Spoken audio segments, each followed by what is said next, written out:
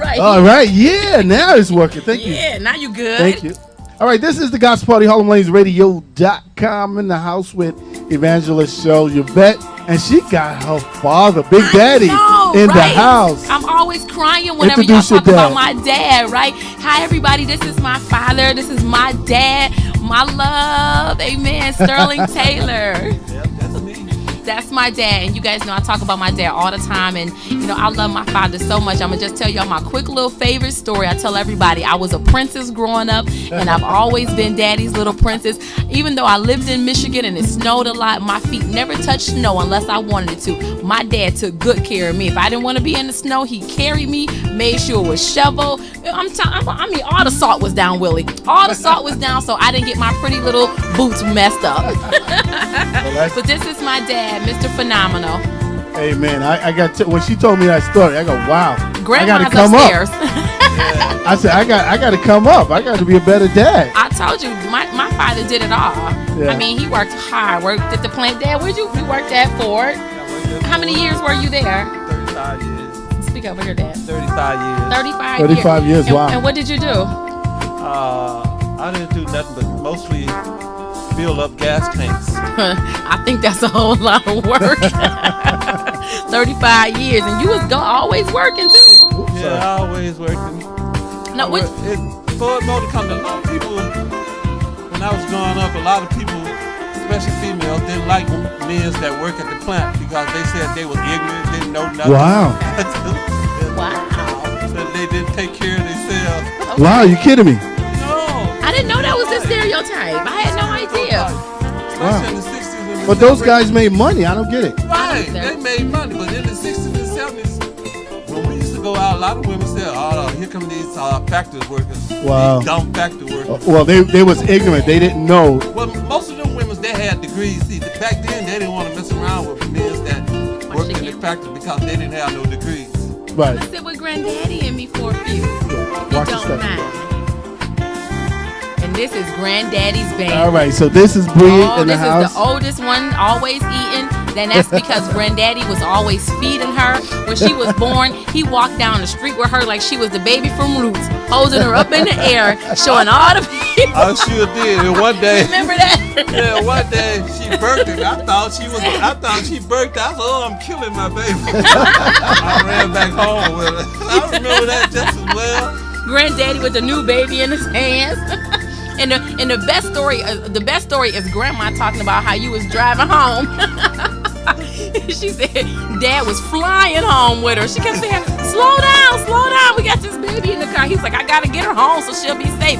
And Grandma's like, she ain't gonna be safe with you in this car.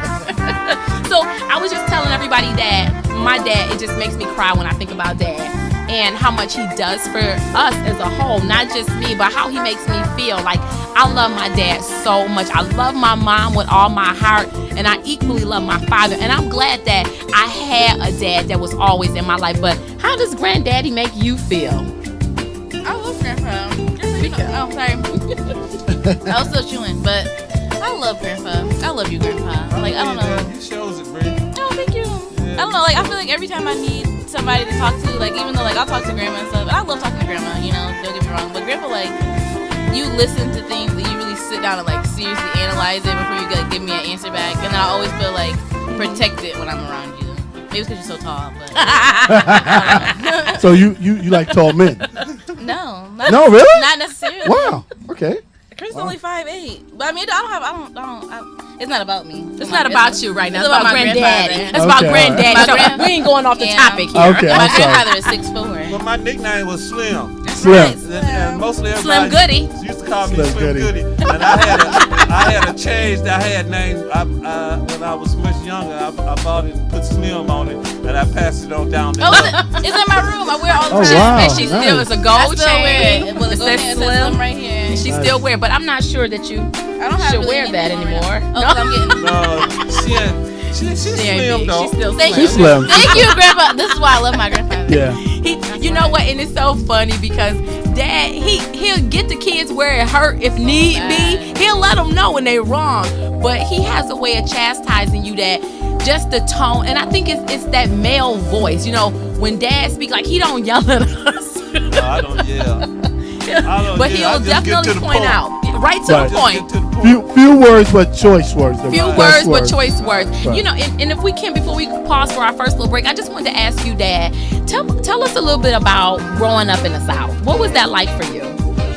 Growing up in the South was mostly a trying time because I grew up in segregation and Bull Corner and all that, and plus I grew up in Birmingham, Alabama, where everything was segregated. It was a trying time because most of my parents, they was old fashions and they didn't want you to talk back to the white people and they didn't want you to do this and that. And when you did something out of line, they said, well, I got to live here. You can't do that. You can't talk to Mr. John like that. So, but I would talk to him any type of way. That's right, Grandpa. Get him, Granddaddy.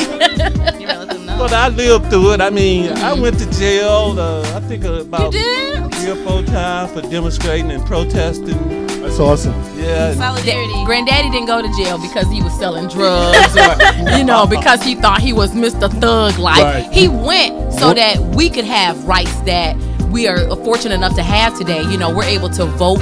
We're able to speak our minds. We're able to say hello to whomever we want to say hello to. We're able to live in a community setting with all people. And I just want to give an applause to my father. Amen.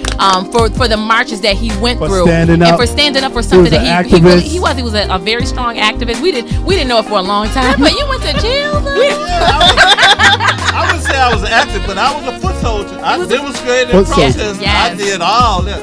Yeah. You didn't see the, you You wasn't see down the- there. oh, she wasn't there. When we went down there, they had a big demonstration. It was the 50-year anniversary Yeah, and of I the picked foot up my soldiers. plaque, and you didn't never see it, did you? We gotta educate you after the show, girl. You know I'm Black Power, so how I didn't know about Yeah, that. I had a plaque and everything. Yep, his name is actually in the book.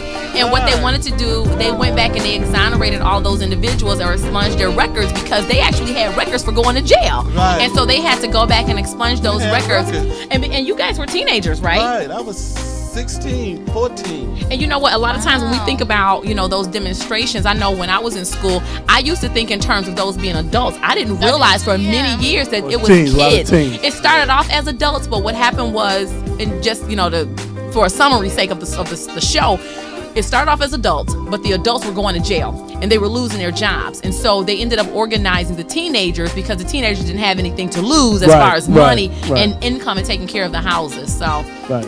And they had the energy and passion. they had the too. energy and the passion. Right, That's what it was. It was right. that passion. That You know, you ain't gonna passion. talk to my mama, my daddy like that, right? I'll say it. So what did your parents think? Did your parents know you were demonstrating? I asked my mama, could I go and demonstrate? She said yes, but she couldn't get me out of jail if I go to jail. I said I understood. Okay. But I wanted to participate because all the actors came to our high school and asked us if we wanted to participate. But the thing about it is, we had to walk about 4 miles just to participate. Wow. See, had to- that's another fact I We didn't had to know. walk 4 miles, and then you had to walk 4 miles back. But the day that I think we got out, they let us all out of jail the day when they bombed their church in September the 15th, 1964. Was that when the little girls were? That's when the little girls got killed. Wow, that's But- amazing. But we went, but they tried to run us out of jail because we was depriving the city out of a lot of money because they had to pay a lot of money just to feed us, you know. Wow. Oh, wow. Awesome, So you guys weren't awesome. profitable. It wasn't Yeah. profitable to keep you No, then. it Because wasn't money talks. Right. Yeah, money talks. Now listen. How long was you guys in when they put you in jail? How long was you there, and what did you guys did while you was there? Most of the time we was in jail, the jail was overcrowded. The problem was they knew the jail was overcrowded. So what they tried to do, they opened up the jail and told people that they could leave Ooh. to try to get rid of you. Wow. But you know, Never knew that. no, we was in jail. So you guys stayed there. We stayed there. Wow, that's awesome. We stayed there. But it got kind of violent in when they sick the dogs and the fire houses and all that on you. Yeah. So you've been under like the fire hose and stuff? Yeah. Wow. The fire hose pit my friend to the, they turned the fire hose on you, and the pressure from the fire hose is so great that it knocked my friend up against the wall. So I ran and got him off the wall and went on around on the next block. But it was fun though, Bree. I mean, it was trying times, but I enjoyed A it. lot of good memories. And Yeah, stuff. a lot of good memories. lot of good memories. Were you ever scared for your life though? Were you there ever fear like I might die today? Well, I thought about that, but Okay. I never was fearful because I grew up. I knew when they sick the dogs on me. I knew what to do because when they sick the dogs on you, the only thing that the dog can do. Hold on a second. Hey, don't air this part. Oh my God, my friend is watching this. We won't air that part. That's my daddy. The dogs was set on us by Bull Connor. He was a racist, and he didn't like black people. And he was open about that statement, right? He was very open about it. Mm-hmm. But I was the only somebody on my block that went to jail because a lot of people didn't want their kids to go. They told them they couldn't go. They were scared. Most of the older people, they didn't want them to go because it was going to be reflect on them. And if it reflect on them, they were scared that their parents were going to lose their job. Right. You know what? And I think that you were put in a very difficult position, not just you, but all of those children, because when you're a child and you take on the burdens of adults and the burdens of society, and these were long-term burdens. This wasn't like, we're just demonstrating because we just want we want free lunch. This was, we are demonstrating and we can possibly lose our lives and we really haven't done anything. Obviously at 16 years old, not having had an opportunity to finish school or get a job, get married, have children, it's a blessing to have you here after all those years to be able to tell the story. I mean, this is like a living history book walking around here, and we need to have stories like this. Back in the day, they used to sit around and pass stories down and talk about our history and where we came from. I'm blessed to just have you on the show with me, Dad, today, because there was a point in time where we couldn't even do a show like this. Right. We would be banned from coming anywhere near a television program, unless of course it was something that was negative or detrimental. And I think that, as being a part of the gospel party, one of the things that we try to do is show the relevancy of what's going on in our day and in our age. But we wouldn't be able to have this opportunity if it had not been for people like you. So again, our hearts just go out and we say thank you. Exactly. Thank you for what you've done. Now, what about you, Willie? Did you ever go through any types of demonstrations? No, I wasn't as royal or as your father, but I want to ask him some questions. Sure. What do you feel about, because you paved the way and you used your life to make a difference for us. You went to jail, you got attacked by dogs, the water, all that.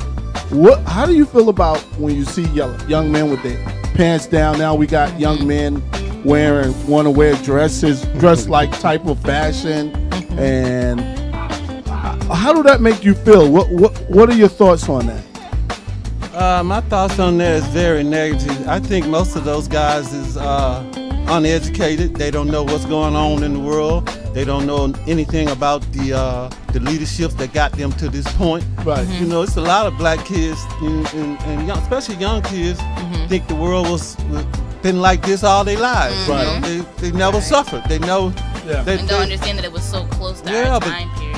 I, for one, I don't like for most of the black kids to wear pants and all that. But I try to educate them. I mean, the mothers, most of the black kids these days, especially the young ones, they always try to use the excuse that they don't have a father, don't have a mother. And that's no excuse. It's a whole lot of kids born without fathers and mothers and doing great. That's right. But they just use that as a weak link to try to get over on you. That's all. Amen. Right. I Amen. agree. Well, once again, I want to thank you, sir, for actually coming on. We called you here. We didn't let him know he's going to be on the air. I didn't either. I know you did. I told you my dad does whatever I ask him to do as long as I'm being respectful. Right. But I want to thank you for coming on, sharing that bit of history. I have another quick question from my dad, too. I want to know, how was it being in the service? Being in the service was how did you even get started with going into the service? Tell us about that.